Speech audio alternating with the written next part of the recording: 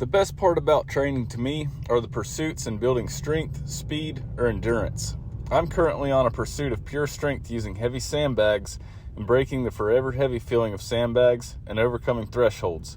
This video is to document this step in the process and give you some guidance if you are or want to embark on the same path. First, I'm going to give a recap in case you're new to my channel before I get started. So this past December, I decided to start this progressive overload strength pursuit at the beginning of the year of shouldering the heavy sandbag, starting with 200 pounds in the bag. I trained for 4 weeks with 200 pounds and then increased the weight to 226. And then I trained at that weight for 4 weeks, and now I've increased the weight to 247 and made it through the first week, and I got a few lessons to share from that experience. So a good indicator of when it's time to add weight is when the overall workouts with the bag aren't very taxing anymore. You're able to handle every set without much fight. In other words, when it gets easy, make it hard.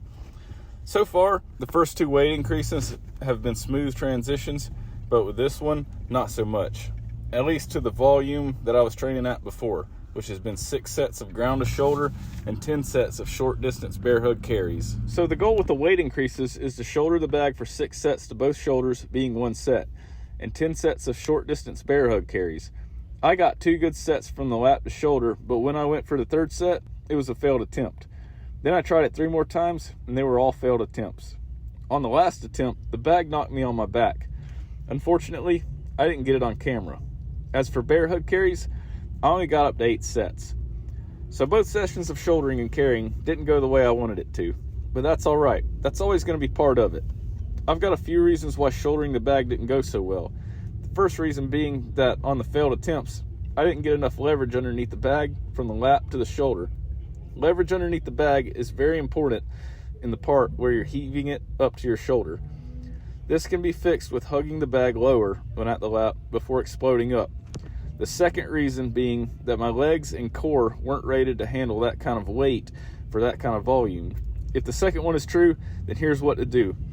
I finished this part of the session with horizontal high pulls and shoulder loaded box squats. 4 sets of 5 to make up the difference of sets of shouldering I was intending to do. These are both great exercises to develop strength to shoulder heavy weight. The high pull develops explosiveness in the legs and the hips to heave the heavy bag to the shoulder, and the shoulder box squat develops strength in each side of the core to brace heavy weight on one side more effectively. The remainder of the workout consisted of rows and bear hug get-ups. Both are staples in building the back and core strength and overall functional fitness. Weight progressions with sandbags aren't always going to go smoothly. There are going to be walls that you will hit, but it's part of it. The best thing to do is to analyze why it happened, watch your technique, and think about what you can improve and how it felt. Find a couple exercises to address a weak point, if there is one, and use it to build up strength to handle more volume.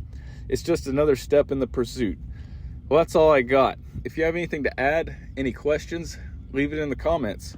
Thanks for being here, and I'll see y'all in the next one.